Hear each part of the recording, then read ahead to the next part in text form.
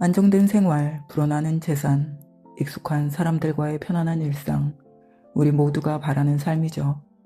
그런데 만약 이 모든 걸 뒤로하고 어디인지도 모르는 곳을 향해 떠나라고 한다면 여러분은 떠날 수 있을까요? 오늘 이야기할 인물은 성경을 잘 모르는 사람도 한 번쯤은 들어봤을 믿음의 조상 아브라함입니다.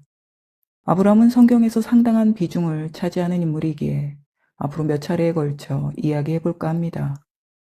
아브라함의 가족은 고향 우르를 떠나 하란에 정착했고, 아버지가 죽은 뒤 아브라함은 가족과 재산을 이끌고 다시 가나안을 향해 떠납니다. 하나님이 아브라함에게 말씀하셨다. 첫 시작은 이렇습니다. 그런데 저는 영문으로 쓰인 동사의 시제가 눈에 띄었습니다. 예전에 읽을 땐 아버지가 죽은 뒤 하나님이 하란에 나타나 떠나라고 말씀하셨구나. 그래서 아브라함이 떠났구나. 그렇게 생각했었죠. 하란에 정착해 마음이 느슨해진 그를 아버지가 죽은 뒤 하나님이 재차 불러낸 느낌이랄까요? 그런데 헤드셋, 저 표현대로라면 하나님이 하란에서 다시 말씀하셨다는 뜻이 아니라 그 전에 이미 하신 말씀이라는 뜻이 됩니다. 그럼 하란에 정착한 아브라함에게 다시 떠나라고 일깨운 게 아니라 오히려 아브라함이 고향에서 받은 부르심을 따라 다시 길을 떠난 셈이 되는 겁니다. 뉘앙스로 보면 다시 일깨워 떠나는 것과 이미 받은 부르심을 되새기고 스스로 길을 떠나는 그런 차이인 거죠.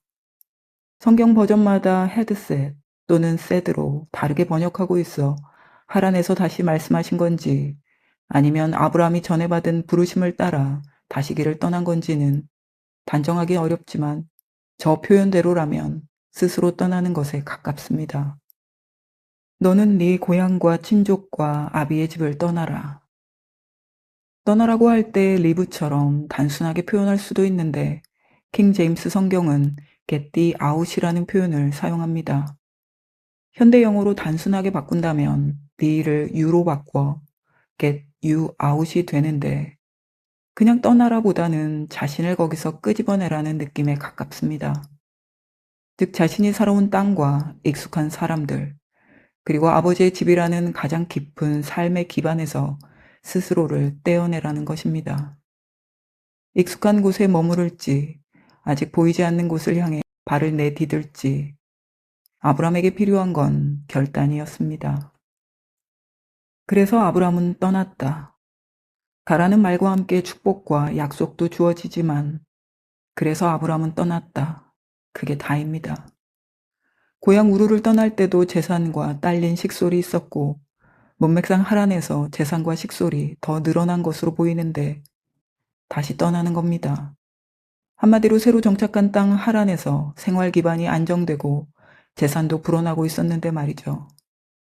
읽을 때마다 느끼는 거지만 성경 속 인물들은 때로 나약하고 실수도 하고 하지만 중요한 순간에는 놀라운 결단력을 보여줍니다. 어쨌든 아버지의 죽음을 기점으로 하란에 머물던 아브라함의 여정은 다시 시작됩니다. 떠날 때 그의 나이는 75세, 지금으로 보면 노년의 나이지만 그가 175세까지 산 것을 생각하면 아마 인생의 중후반에 접어든 시점이 아닐까 싶습니다.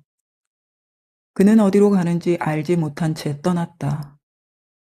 성경 뒤편에는 이런 대목이 있습니다.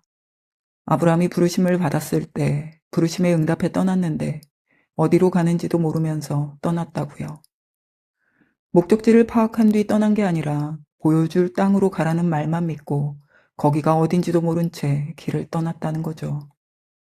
하나님이 아브라함에게 어떤 방식으로 말씀하셨는지 알 수는 없지만 중요한 것은 그가 그 부르심에 자기 인생을 걸었다는 점입니다. 고향에서 하란까지 아버지와 함께한 여정은 1000km에 가까웠고 이제 그는 가나안까지 600-700km를 가장으로서 이끌고 가야 했습니다. 이전보다는 짧은 거리였지만 서울에서 부산까지 왕복할 만큼을 더 많아진 재산과 식소로 이끌고 스스로 판단하며 이동해야 했습니다. 그러니 결코 가벼운 여정은 아니었겠죠. 이만큼은 아니지만 우리 삶에도 결단이 필요한 순간들이 있습니다. 15, 16년 전 금융위기 직후 당시 마흔을 앞둔 제 남편은 주변의 우려와 만류를 뒤로한 채 잘 다니던 직장을 그만두고 공부를 시작했습니다. 함께 상의해 내린 결정이었고 내면의 소리를 따른 것이었지만 남들이 보기엔 무모해 보이는 도전이었죠. 목표는 있었지만 그걸 이루기 위해 무엇이 필요한지, 어떤 선택을 해야 하는지 앞길이 보이지 않아 외주를 타듯 불안했던 순간도 많았습니다. 아브라함은 목적지를 알고 떠난 사람이 아닙니다. 오히려 앞날을 알 수 없는 상황에서도 부르심을 외면하지 않고 길을 떠났습니다. 그런 믿음과 결단이 그를 믿음의 조상이라 부르게 된 이유가 아닌가 싶습니다. 지금 인생의 어딘가에 멈춰 어디로 가야 할지 망설이고 있다면 모든 것이 분명해질 때까지 기다릴 필요는 없습니다. 불확실하더라도 자신이 믿는 방향을 향해 한 걸음씩 내딛는 용기와 결단이 결국 길을 만들 것입니다.